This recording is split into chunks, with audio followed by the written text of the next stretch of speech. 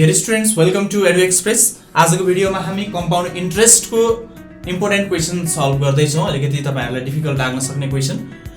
यो क्वेशन हेर्नुस् त, compound interest on a sum of money for 2 years and 3 years are rupees 210 and rupees 331 respectively. Find the sum and rate of interest. Okay, compound interest compounded annually, annual CI mention गर्न छुटे छ। Okay, अब यो दिएको छ तपाईहरुलाई यो question compound amount दिएको भयो हेर्नुस् है। Compound amount on sum of money दिएको थियो, यो 2 years 3 years दिएको थियो भने तपाईहरुले इक्वेसन 1 इक्वेसन 2 बनाउनु हुन्थ्यो, डिवाइड गर्नु हुन्थ्यो, फ्याट्टै आन्सर निकाल्दिनु हुन्थ्यो। आर रेट निकाल्नु हुन्थ्यो, प्रिन्सिपल काटिन्थ्यो हैन। त्यसपछि फेरि इक्वेसन 1 या 2 मा राख्दिनु हुन्थ्यो। के आउँथ्यो त तपाईहरुलाई यतिखेर भन्दाखेरि अर्को प्रिन्सिपल आउँथ्यो। तर यहाँनेर अहिले के छ भने कम्पाउन्ड इन्ट्रेस्ट छ, इन्ट्रेस्ट हुने बित्तिकै त्यहाँ -1 आउँछ। सो अलिकति गाह्रो हुन्छ त्यहाँनेर है। सो यसलाई सल्भ गरौँ है त। कसरी सल्भ गर्ने? Case 1 compound interest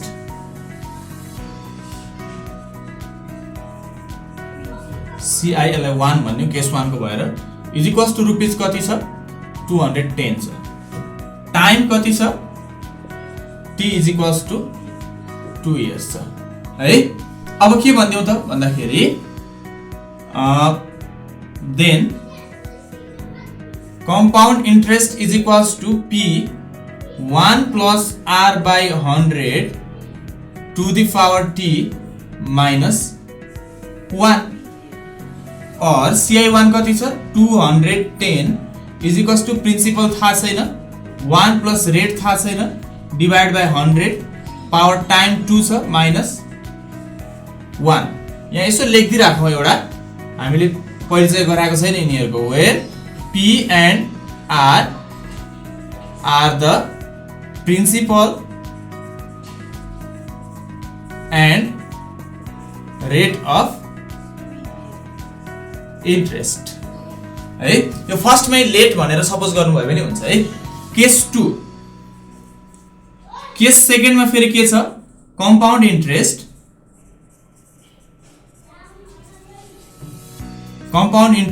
CI2 is equals to कति छ 331 रुपीस 331 छ हैन त। र त्यसै गरेर टाइम के छ time T is equals to 3 years छ। Then CI2 is equals to P 1 plus R by 100 to the power T minus 1 और CI2 भने कति छ रे 331 is equals to P 1 plus R by 100 to the power 3 minus 1 equation second यहाँ already introduce गराइसकेको छ, त्यही भएर यो लेखिन मैले है। अब डिवाइड त गर्ने तर ठ्याक्कै यो बीचको पावर काटिदैन। यहाँ -1 ले गर्दा यो पावर काटिदैन। तपाईले अमाउन्टमा त यो पावर काट्न सक्नुहुन्थ्यो, यहाँ काटिदैन। समस्या त्यही हो है। कसरी गर्ने त हेर्नुस् है। डिवाइड नै गर्ने हो। Dividing equation second by first नै गरौँ। यसलाई नोट गर्नुस् त पहिले। ओके हेर्नुस् त अब के गर्ने डिवाइडिङ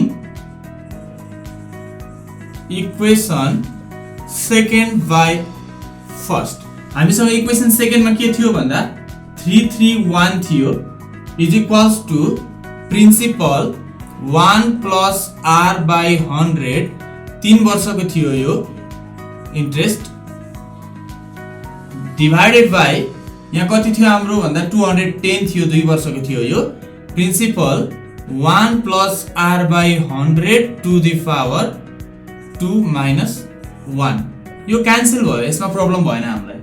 और 331 divided by 210 is equals to 1 plus R by 100 to the power 3 minus 1 divided by 1 plus R by 100 to the power 2 minus 1 है।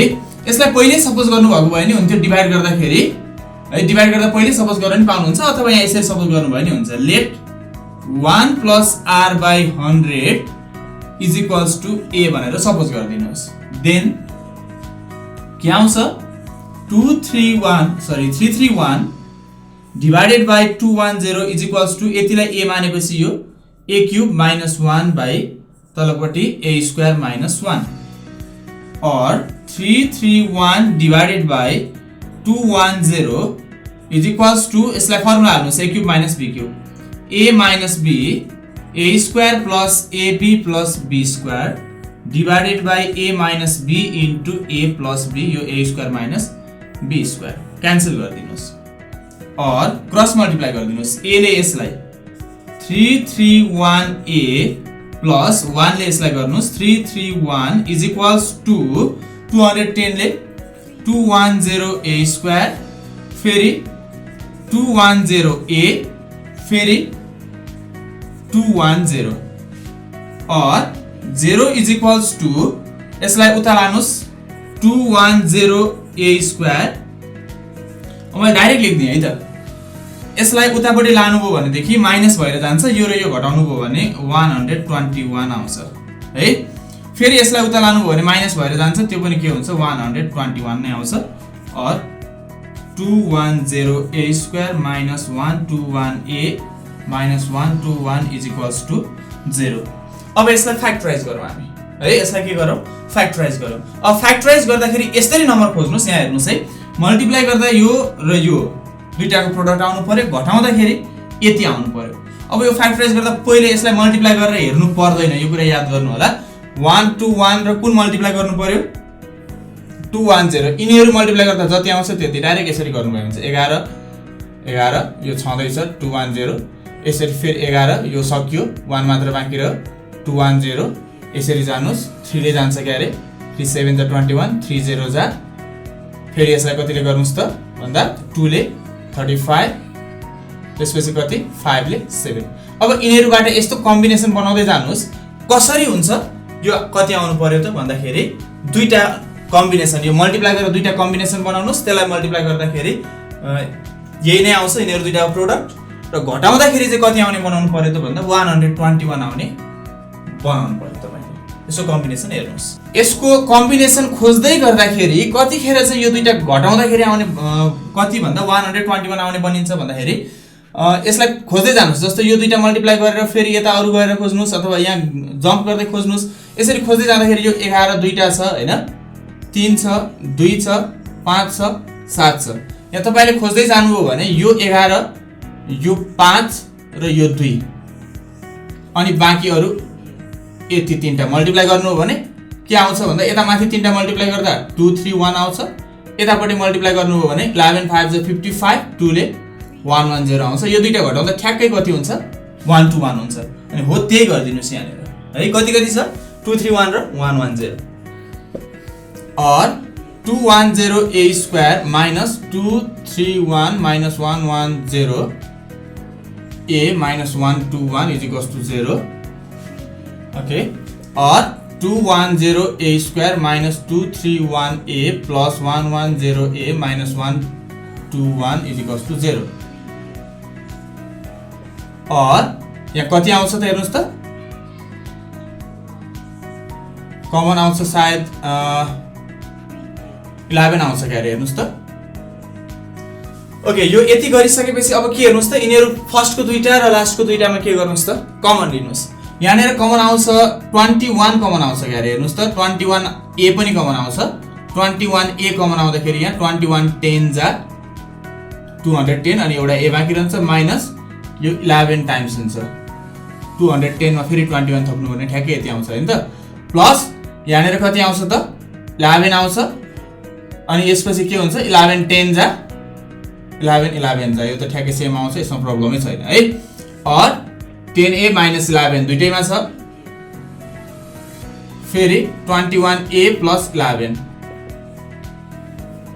either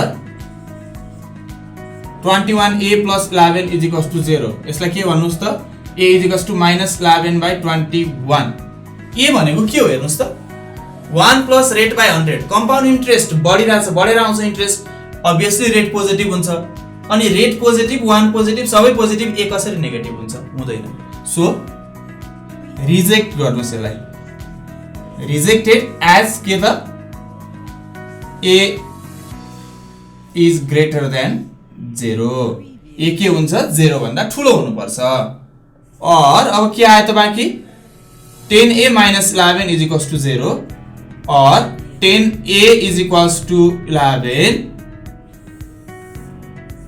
or 10 a को ठाउँमा के छ हेर्नुस् त 1 plus r by 100 1 plus r by 100 is equals to 11 or 10 100 plus r by 100 LCM लिनुस् is equals to 11 यसले यो काटिन्छ or 100 plus r is equals to यो 10 उता जान्छ 110 or r is equals to यो घटाउनुस् 10% रेट पर एनुममा छ 10% फर एनुम आयो रेट।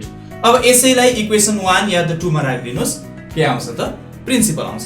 फर्स्टमा यसलाई कपी गर्नु होला। Again using r is equals to 10% in equation 1 हाम्रो इक्वेसन 1 के छ त 210 interest is equals to principal 1 plus r by 100 to the power 2 minus 1 छ हाम्रो equation 1 or 210 is equals to p 1 plus r भनेको 10 छ 10 by 100 यसको square minus 1 or 210 is equals to principal। अब यो तपाईहरुले धेरैचोटी सल्भ गरिसक्नु भएको छ त्यही भएर म डाइरेक्ट गरिदिन्छु यो है। तपाईहरुले यस्तो क्वेशन त धेरै गर्नु भएको छ।